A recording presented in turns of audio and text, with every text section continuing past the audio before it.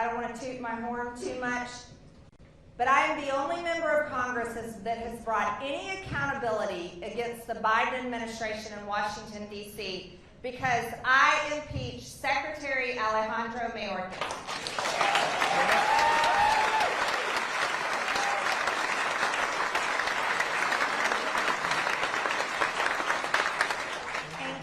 I'm very proud of that. So this week it's my articles of impeachment with my name on them, impeaching Secretary Alejandro Mayorkas, that we will be taking from the House and walking over to the Senate.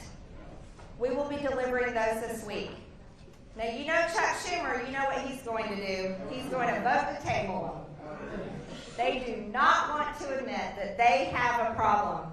But I would like to go ahead and show you guys another video, which was my floor speech about these articles.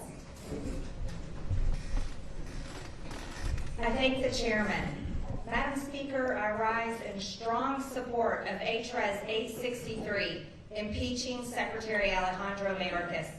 Alejandro Mayorkas is guilty of aiding and abetting the complete invasion of our country by criminals, gang members, terrorists, murderers, rapists, and over 10 million people from over 160 countries into American communities all across the United States. His willful refusal to secure the border has bankrupted communities, closed down U.S. schools that our children attend, drowned hospitals, and incapacitated law enforcement while empowering criminal cartels and illegal aliens. My Democrat colleagues argue that one cannot be impeached over policy differences. Well, I argue that breaking our laws is more than just policy differences. 300 dead Americans every day from fentanyl poisoning is more than just a policy difference, it's murder. Today in my own office, narcotics law enforcement officers from Georgia told me that 7 out of 10 Oxycontins or Percocets sold on the street are laced with fentanyl, and that comes directly across the border from Mexico.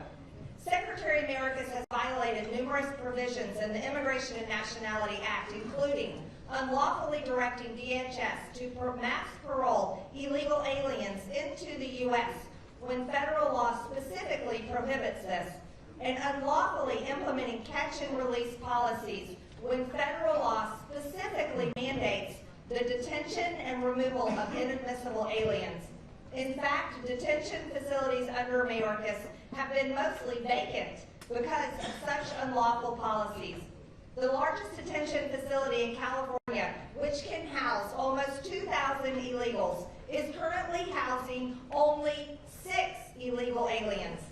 He has violated his oath of office and breached the public trust by willfully refusing to ensure the laws passed by Congress and signed into law by the President are faithfully executed as required by Article 2 of the Constitution.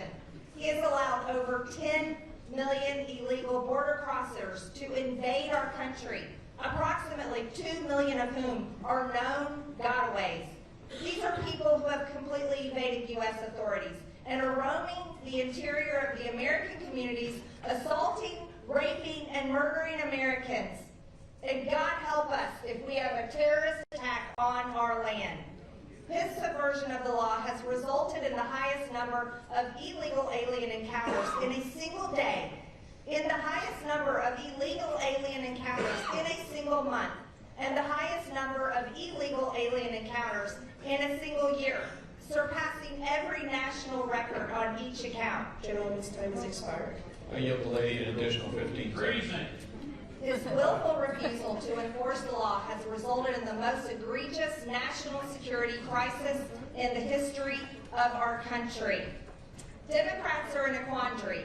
Either they must own the policies of murder and crime of American citizens, or they can admit Secretary Mayorkas has broken federal laws and vote to impeach Secretary Mayorkas.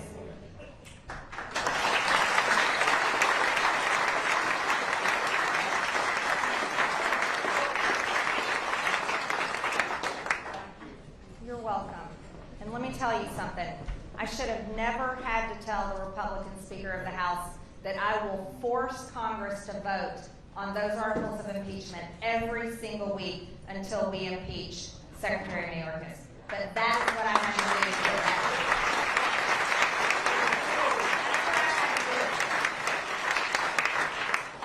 But I serve on the Homeland Security Committee. There are great members on there. I'm so thankful to our chairman, Marjorie Greene, that helped us get it done once we were able to move forward on that process.